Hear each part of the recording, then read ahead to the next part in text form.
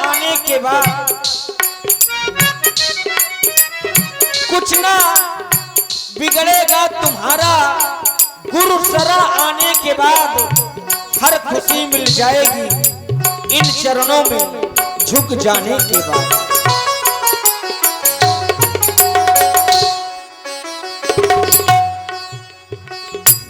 श्री गुरु अदनक मणि गण ज्योति, श्री गुरु अदनक मणि गण ज्योति, श्री गुरु अदनक मणि गण ज्योति, श्री गुरु अदनक मणि गण ज्योति, श्री गुरु अदनक मणि गण ज्योति, श्री गुरु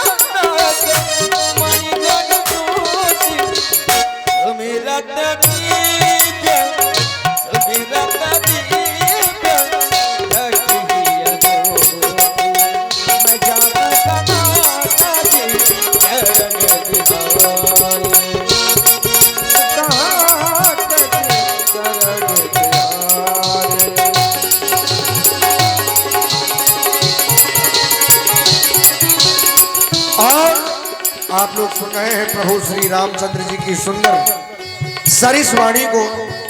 देखिए कुछ ऐसे दुर्लभ कलाकारों का आगमन इस वर्ष यहाँ पर हो चुका है जो वास्तव में बहुत समय से जिसकी पूर्ति नहीं हो पा रही थी। जैसे हमारी स्वरूप सरकार महानगर कानपुर से श्री मनोज तिवारी जी जो कि श्री राम जी की कुशल भूमिका का निर्वहन कर रहे हैं। परमादरणीय पंडित श्री सौरभ कुमार जी महानगर कानपुर से श्री लक्ष्मण जी की कुशल भूमिका का निर्वहन कर रहे हैं। सुने आप लोग, और वास्तव में जब सुनेंगे तो ये विश्वास होगा आपको। ये 100 पुष्प मुद्राएं राहुल फैशन पॉइंट मुस्कुरा आपकी ओर से युगल सरकारों के चरणों में सादर समर्पित हैं और महामुनि श्री विश्वामित्र जी के बहुत बहुत साधुवाद, बहुत धन्यवाद।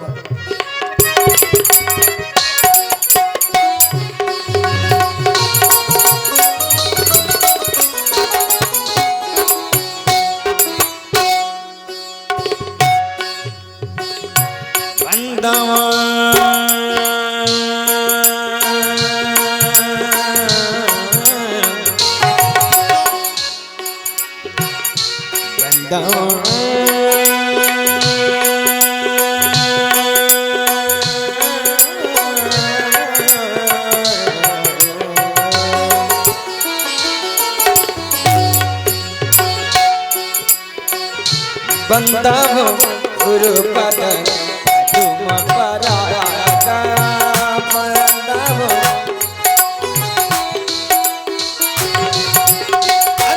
गुरु पद तुम परागा, बंदा गुरु पद तुम परागा, तुम परागा, तुम परागा, बंदा गुरु पद तुम परागा,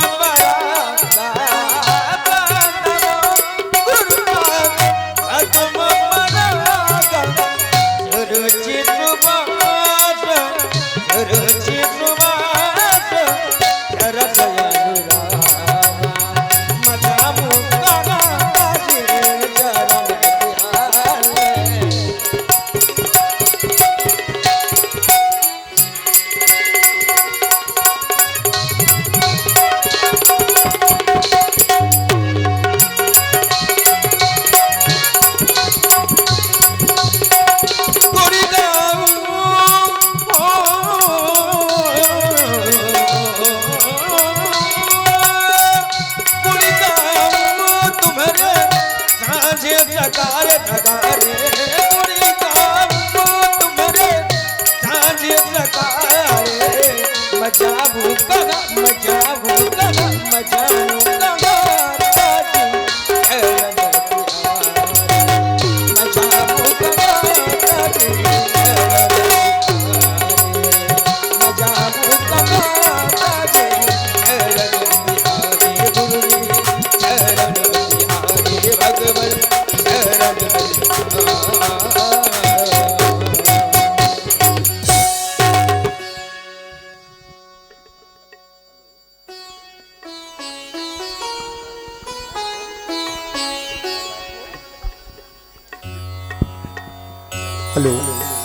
और देखिए अभी आप लोगों ने बड़ा ही सुंदर संध्या बंदन श्रवण किया। लग रहा है मानो बड़े सरकार कलावती को जगाए हों। बहुत बहुत साधुवाद। परम पूज्य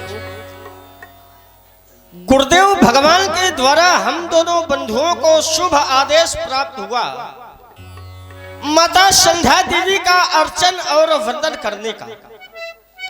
यद्यपि वर्तमान में मानव की स्थिति उस लकड़हारे की तरह हो गई है जैसे एक लकड़हारा नित्य प्रति चंदन की लकड़ी काटता और उसका कोयला बनाकर हाट बाजार में बेचता, और जो भी धन उससे प्राप्त होता उसी से वह अपना जीवोपार्जन करता।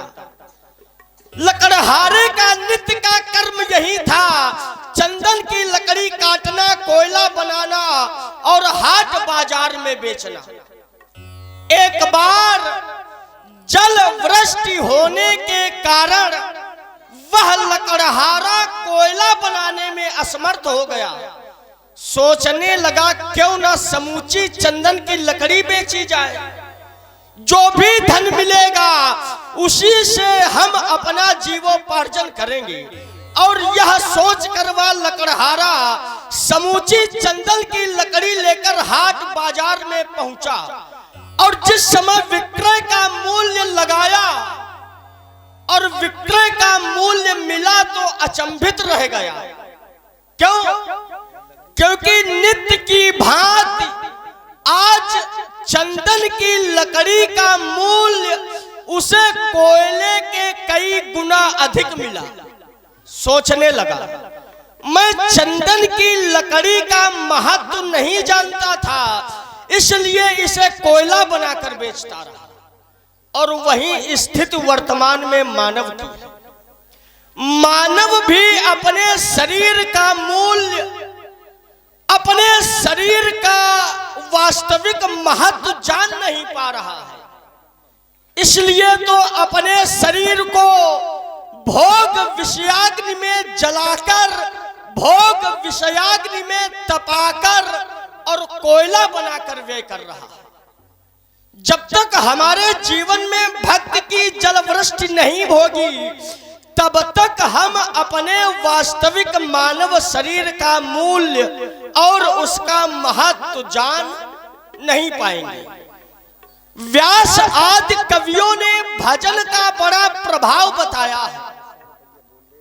आप लोगों ने भजन का प्रभाव प्रत्येक व्यास आदि कवियों से सुना, और इसी भजन को और सरलीकरण से समझा जाए कि हमारे जीवन में भजन का महत्व कितना है।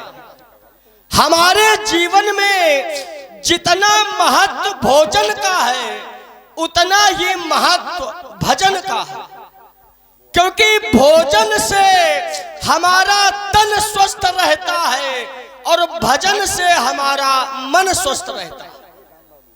भोजन हमें यहाँ सुरक्षित रखता है और भजन हमें वहां सुरक्षित रखता है।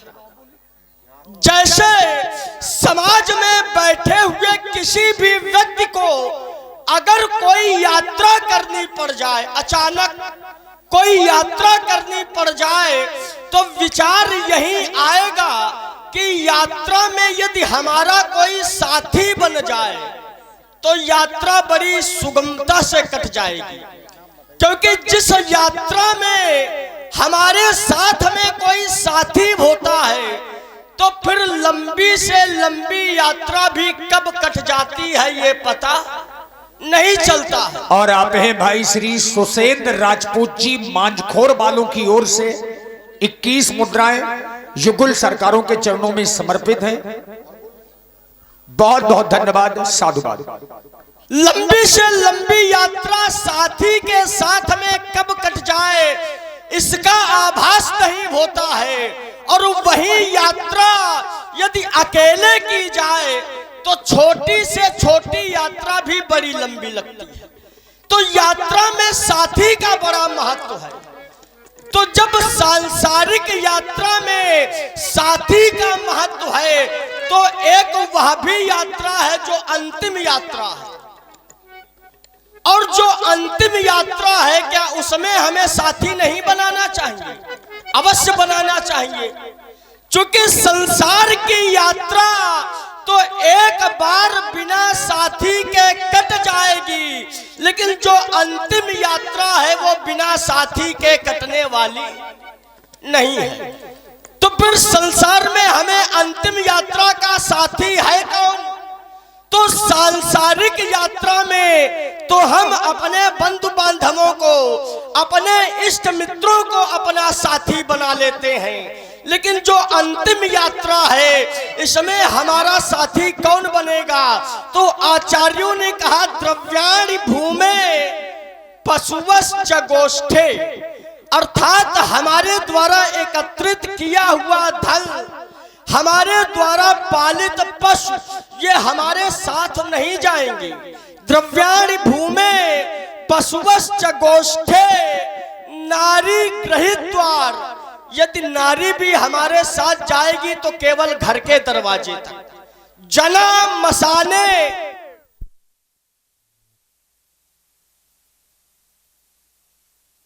किया हुआ भजन ही उसका सच्चा साथी। कि संसार में जब सब साथ छूट जाएगा तो अंतिम साथी हमारा भजन ही बनेगा। इसलिए प्रत्येक व्यक्ति को समयानुसार भजन अवश्य करते रहना चाहिए। इसलिए प्रभु अब चलो करें संध्या वंदन, संध्या के दीप जलाना है। जो पड़े हुए हैं अंधकार में, इनको अब आज जगाना है। ये प्रकृति की संधि कैसी मन ये मचला जा रहा है, संधि करने को है भगवान, शुभ समय निकला जा रहा है।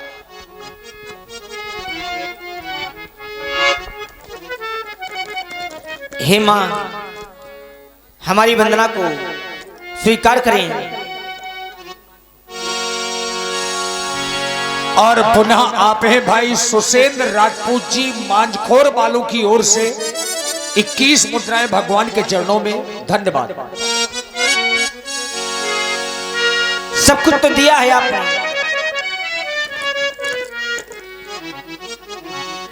जितना दिया मेरी मां ने मुझको,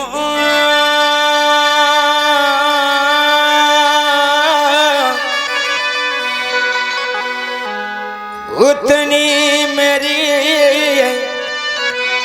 अब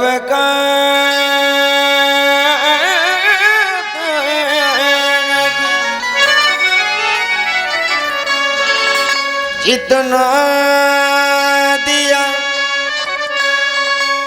मेरी मां ने मुझको, उतनी मेरी अब कात न।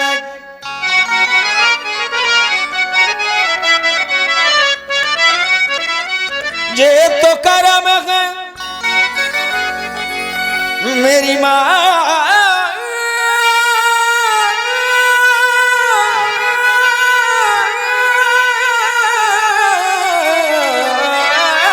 का मुझ में, वरना मुझे में तो कोई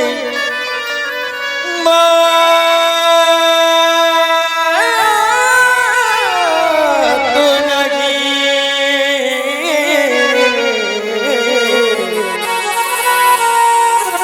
ये भैला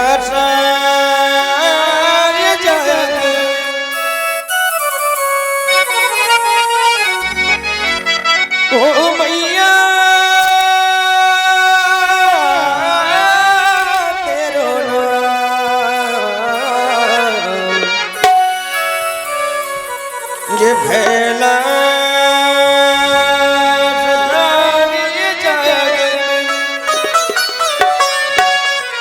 माता तेरो नाम पूजा तेरी करते मां भक्त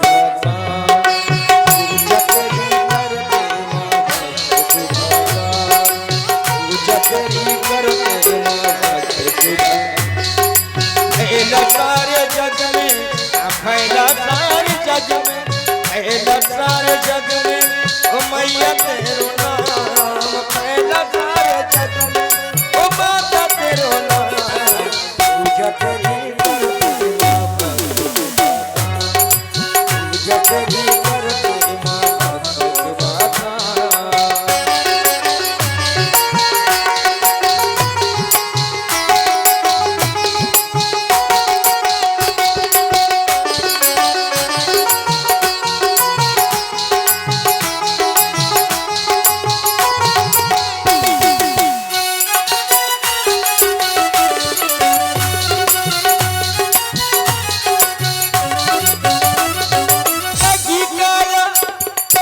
कहीं काला पीता कहीं काली कमला कहीं वेद वाणी कहीं विमल विमला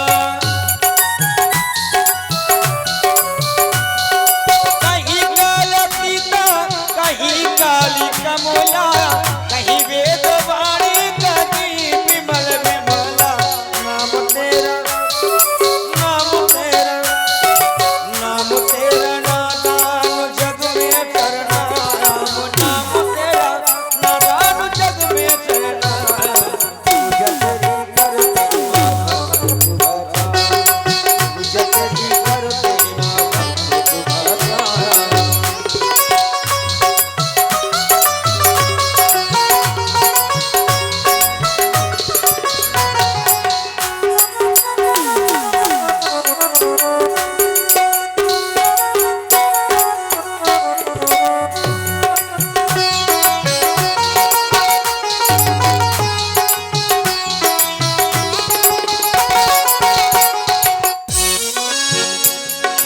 आरती का ओ मैया आरती का ओ माता आरती का थाल है न पूजा का साधन कैसे मां बनाऊं नया कन्या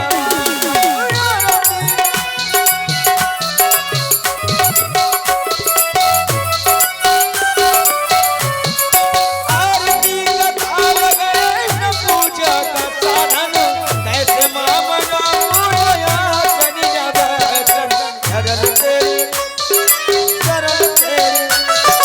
सरल तेरी पूजा न लगे कोई दाम सरल तेरी पूजा न लगे कोई दाम पूजा तेरी कर ले माँ बाप पूजा तेरी कर ले माँ बाप पहला सारे जग में ओ पहला सारे जग में पहला सारे जग में वो मैया तेरा नाम पहला सारे जग में वो माता तेरा नाम पूजा तेरी कर ले बाबा पूजा तेरी कर ले बाबा पूजा तेरी कर ले माता पूजा तेरी